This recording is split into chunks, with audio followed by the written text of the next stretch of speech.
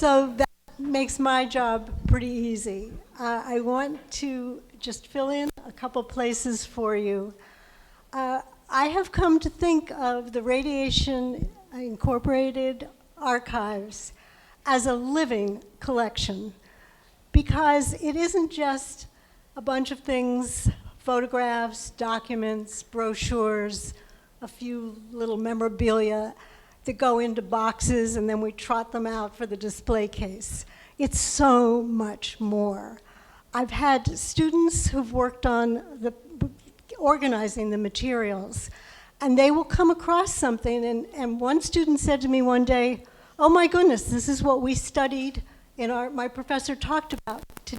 It was a formula he saw. So it is the building block, it's the foundation upon which everything else has been successful. And so that's part of why we are so enthusiastic about this particular thing. It's not just a collection, it's an archives. That means so many different points of view. So many things are in there, and people are continuing to donate materials. They're finding them, if they're under the bed or they're in a closet somewhere, they discover them, they are bringing them to us. And Homer Denius's daughter wrote to me recently. She's going to be sending some personal things that her father had, and so we're excited about that kind of thing. And that's what led me to understanding that it's a living. It's not just something that we relegate to a storage room. And all of you are a part of that. So I couldn't have done this job by myself, and had two extraordinary volunteers, Lisa Farrall and Clara Davis, and I know that Lisa will come up and talk, and I don't know yet whether Clara is on her way here, but she might say a few words if she gets here. She had another appointment. So say a couple words. This is my little buddy, by the way. Couldn't resist, I'm sorry. I was a Harris employee from 1985 to 2016, and I was at a Harris Corporation Retirees Association luncheon when Diane came a little over 3 years ago to give a presentation on the archive work that she was doing with Radiation Inc. And I listened to her presentation. I said, I think I'm interested in that. So I called her up, signed up, and I've been here ever since. And I have really, really enjoyed it. I want to say that I knew that radiation really was the foundation of Harris. I mean, I worked on all the Harris wonderful technical programs, but so much of that came from those thinkers at radiation. All of that thought, all of that work was the foundation that brought the company to where it is. And not only did I see the technical stuff, but the personal items that were in there, it made me laugh. There were many humorous things in there, especially from A.B. Amos, God rest his soul, and Frank Perkins, God rest his soul. And remember, it was said in the movie that George Shaw was a visionary. I came across an article about a speech he gave, and he said, someday, now I'm talking way back, someday satellites will carry telephone calls and television and other communication things. So he truly was a visionary. But thank you all very much. It's been very interesting for me. Thanks. And it is so much fun to work with Lisa. It's also fun to have people see us walk together.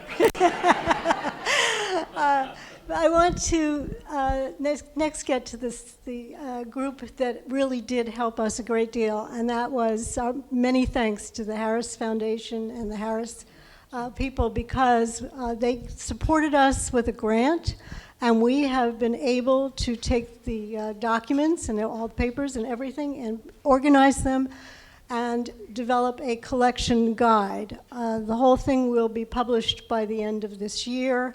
And I want to introduce you just for a minute to Carady DeSimone, because she's the person working on that right now. Thank you. So I am wrapping up my last semester for my Master's of Library Science with an emphasis in archival certificate. And to get the archival certificate, I need an internship.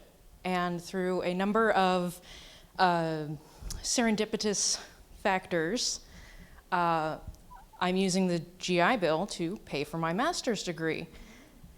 The funniest part of this whole thing for me has been that what I did in the Navy is exactly what radiation started.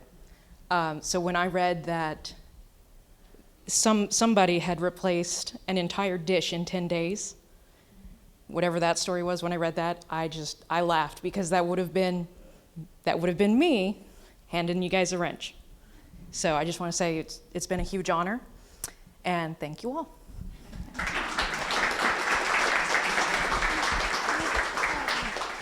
Okay, so since we're in the business of thanks today, I've got a whole bunch of people I would like to thank. And first of all, I want to thank my colleagues here at the library who did, people came out of the woodworks and started to say, I'll do this, I'll do that. And so I want you to know that when we finish this little program, we have Aaron and Lisa who will be over at the table there with all of the wonderful things that you can look at, but promise to put on your gloves. And they are our archivists here. We have the display case that my friend Joanne Lord helped to design, and Lisa Petrillo has helped to do all of these display cases, and I urge you to walk around and see all of them. Kylie offered to, and Martin has helped us with the virtual reality, and if you want to have a good time, try that out. And there's a lot of food left here, so please help yourself. And Holly, for everything that you do. Angela Taylor took the 50-year slideshow and made a beautiful slideshow just for here, so you can see that over in the corner on the big screen. So there's just so many people, and if I've forgotten anybody's name, please forgive me. I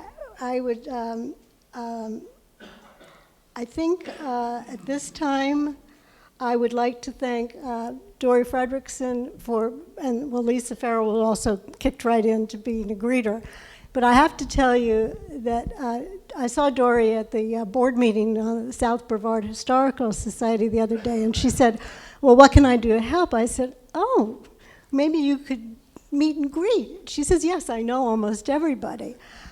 But the reason this is so important is it is the exam. I would like now to turn it over to Jack Johnson to talk about his wonderful anthology, and he worked on it with A.B. Amos, who's here with us in spirit, I'm sure. So Jack, did you want to come up? There's a couple copies of it as you walked in, but we'd like you all to get a copy. Thanks, Diane.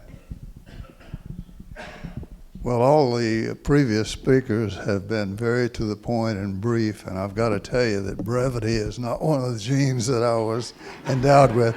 So bear with me just a minute. I want to talk to you about what I think is an important part of the work we did on the anthology. The time is the spring of 2017. It was the 50th anniversary of the merger of Radiation and Harris. We were losing radiation old-timers at a very rapid and accelerating rate. And A.B. Amos and Frank Perkins were busier than one-arm paper hangers working on the archive here. And they decided that, hey, we're only two of us, and we're both in our late 80s. We may not get everything done we want. We need some help. Well, I'd written a few things for the RadaWiki website, so they said, why don't we go get Jack?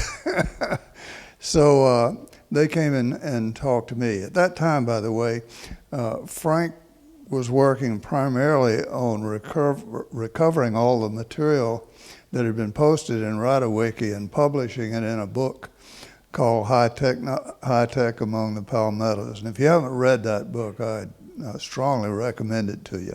Saw a copy on the table out here.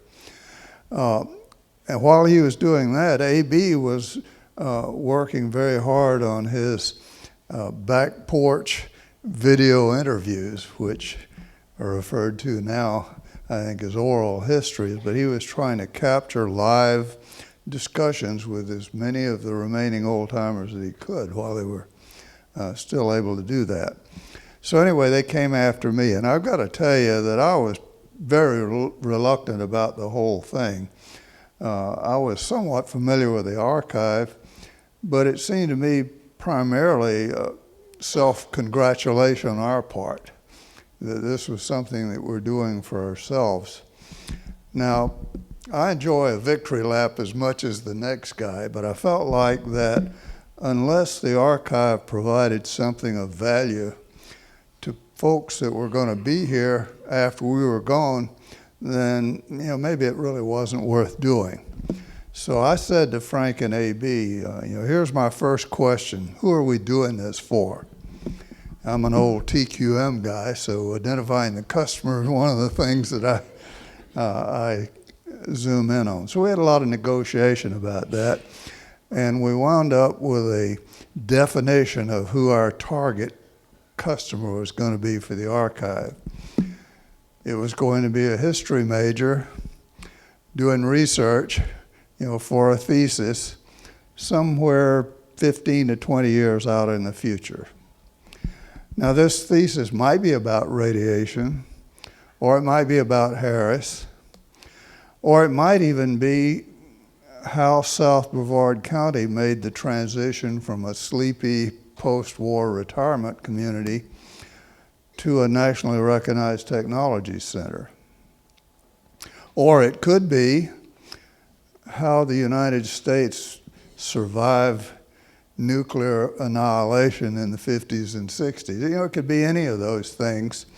But if it were any of those things, we sort of felt like that radiation might have something to contribute to such a thesis. So that was the definition of our customer. I said, okay, now I buy that. Question number 2 is, what do we want to say to that customer? What are the 1 or 2 things that you think caused radiation to be somehow exceptional and not just another group of people earning a living? And A.B. Amos said, well, I got a theory about that I'd like to suggest. Now, this is A.B. talking. He said, I spent almost my entire career talking to customers, and many of those customers were eager to tell me how much they'd stuck their necks out in order to give us whatever the contract was we were talking about. And after I heard that a few times, I started asking them, well, if it was that risky, why did you think it was worthwhile to take the risk that you've described to me in coming to radiation?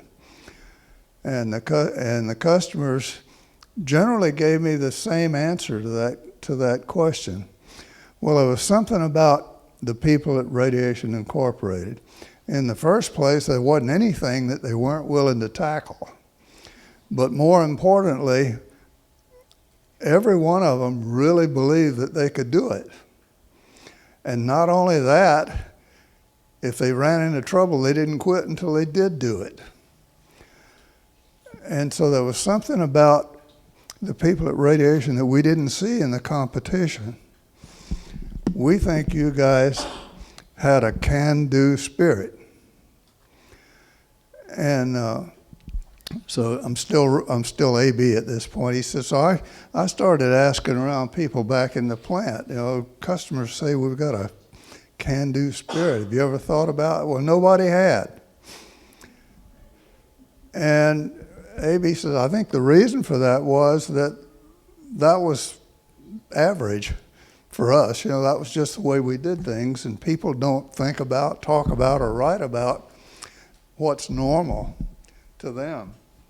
So without knowing it, if we had this can-do spirit, we weren't aware of it. We were just who we were.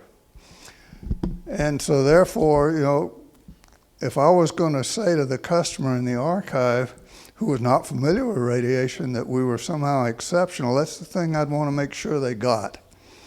That this was a group of guys with a can-do spirit. And we all agreed, boy, that's a great theme that we ought to include in our archive. And I said, oh, yeah, that's good for me. I'm in. So I was bought in at that point. But I said, I got one more question. And that question is, to what extent do you believe the archive that we've been working on over the last 20 years does that? What do we have and what's missing? And that question precipitated probably the first really critical review of the archive that we had. Now, we had a lot of stuff. Diane has talked about some of it. We had almost a complete set of Radiation Inc. newsletters for the entire life of radiation. We had lots of pictures of radiation old-timers standing around at picnics mostly, but a lot of pictures and short descriptions of completed systems. We had annual reports. We had quite a lot of resumes that were written back in the 50s and 60s. In other words, we had a whole lot of detail, but there wasn't a story in there anywhere. There were a lot of anecdotes of people describing individual experiences that they had, but an objective reader that looked at all of that would not likely come away with, hey, this is a bunch of guys with a can-do spirit. And of course, I've explained the reason that was. That was normal to us. We didn't think about it or talk about it much. So we said, oh my gosh, what are we going to do? Well, the idea came about this way. These customers that originally pointed out our can-do spirit got that idea from what they saw in the programs that we ran. So why don't we just tell the stories of some of those programs from beginning to end, and let that story, if it does that, reveal this can-do spirit, if in fact we actually had it. Yeah, that's a good idea. What kind of programs do we want to do? There was hundreds and hundreds of them. Well, the bigger the better, the harder the better. The number of people involved that we can name, the better. The higher the national priority, the better. The extent to which whatever that program accomplished the mission it was intended to do is better, and so on. So we spent a lot of time brainstorming then, and we said, one other thing, we ought to tell more than one if we really want that story to be representative of the entire company. Now, the company consisted of 3 divisions, aerospace, RF, and ground data. So maybe we ought to have at least 3 of those program stories that involve people from all 3 of those divisions. And if all 3 of those stories suggested that this was a bunch of unusual people with a can-do spirit, then great, we'll do that. So we brainstormed for programs to do that with, and we picked 3 programs that we wanted to tell the story in some detail. One of them was the Stonehouse Bay House program. One was the 1300 program. And one of them was the Defense Meteorological Satellite program. So those were the 3 programs that we set out to do. Now, at this point, I opened my big mouth. I said, well, before we get too far into this, I worked on the Stonehouse Bay House program. Let me take a crack at that one and see, and I'm not going to try to beat the reader over the head with can-do spirit, but I'm going to tell the story, and let's just see what that has to say about us as a group. So everybody said, that's a good idea, go to it. So I went off for a couple of months, and I wrote an article about Stonehouse Bay House, and I sent it back to Frank and to AB and to Diane to look at, and they read through it, and we all got back together, and they said back to me, well, we got good news and bad news. The good news is that it does a pretty good job of uncovering this can-do spirit that we want to communicate. Does a good job of that.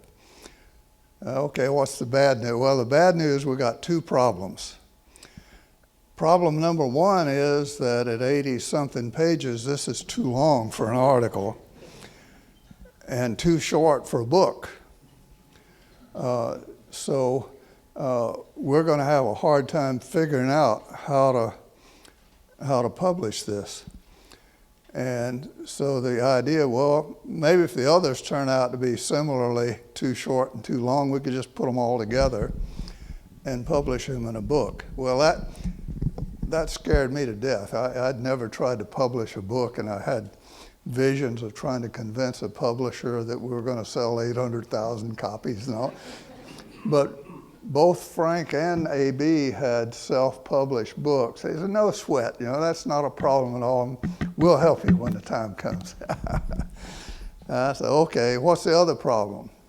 Well, the other problem is that we can't find anybody that knows the whole story about either one of these other two programs.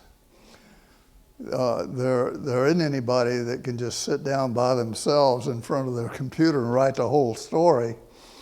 So what we're going to have to do is create some committees of people, each of whom knows a little bit about the story, and piece it together. And that's going to be a whole lot harder to do than Stonehouse and Bay House.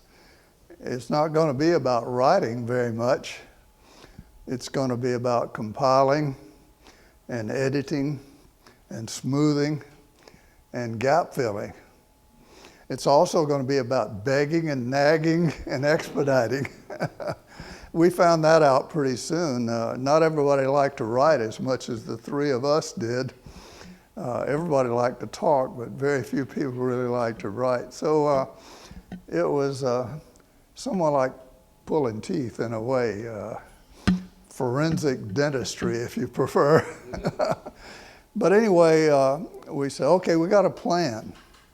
We're going to produce a book, and it's going to have 3 stories in it that, if we do it right, will reveal this can-do spirit that we have. Well, unfortunately for us, this was about the time that we lost Frank Perkins. September, I think it was, of 2017. So that left AB and myself. And AB said, well, I know a little bit about DMSP. I'll take that one on. And I said, well, that's fine. I know absolutely nothing about 1300, so I'll take that one. So we started out, and we formed our committees. We spent a month or two trying to identify all the people that were still with us and with good memories that could help us reconstruct those 2 programs, and we kicked them both off. That's how we started 2018. And by this time, we had 2 or 3 dozen people working on the thing. And incidentally, the literary name for a book that's got parts on different subjects by different authors is an anthology. And so we nicknamed this book the Anthology, and we referred to it as that ever since then. I think Diane even used the term. So we set to work on our anthology, and when we started the 1300 group, which was mostly the aerospace folks, that started off just fine, but one of the guys, I think it might have been Bill Tolley, said, how did you guys overlook the Minuteman program?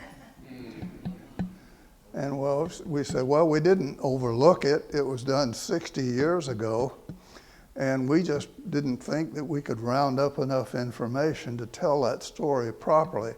Oh, you got to do Minuteman. If any one program built the company, it was Minuteman. Minuteman took us from 300 people to 3,000.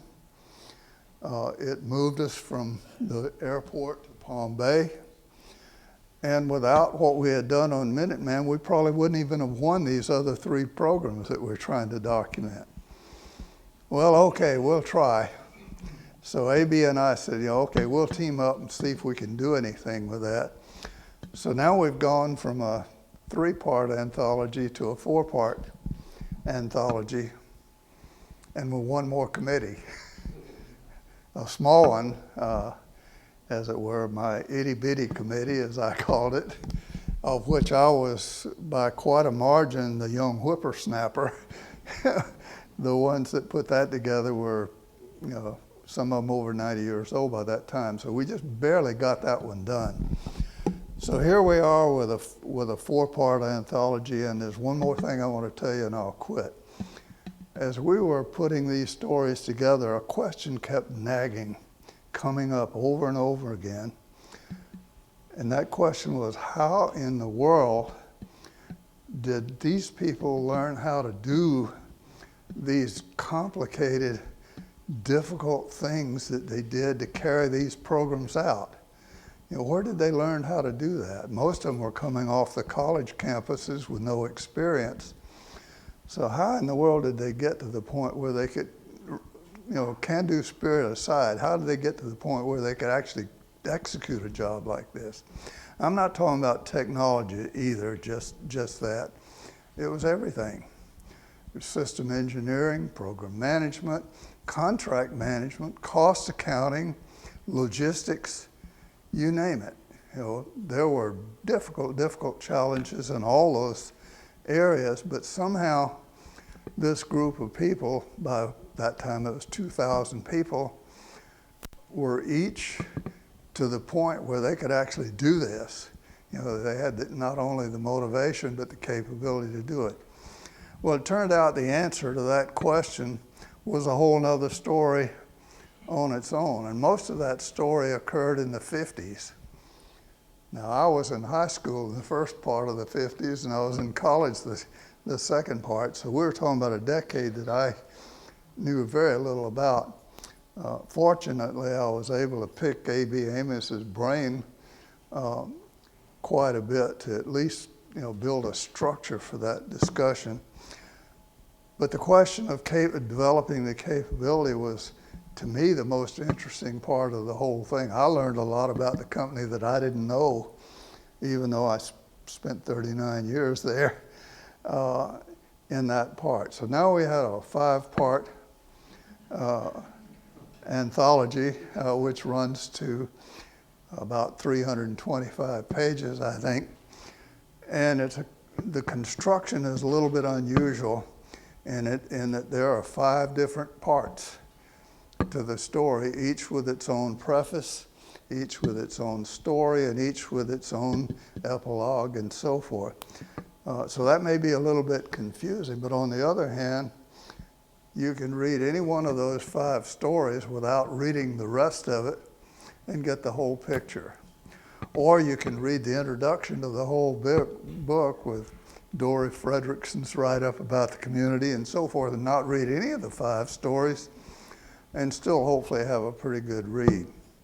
So if you haven't read that book, I would certainly like to see you read a copy of it and form your own opinion about the extent to which we got across the idea of this can-do spirit.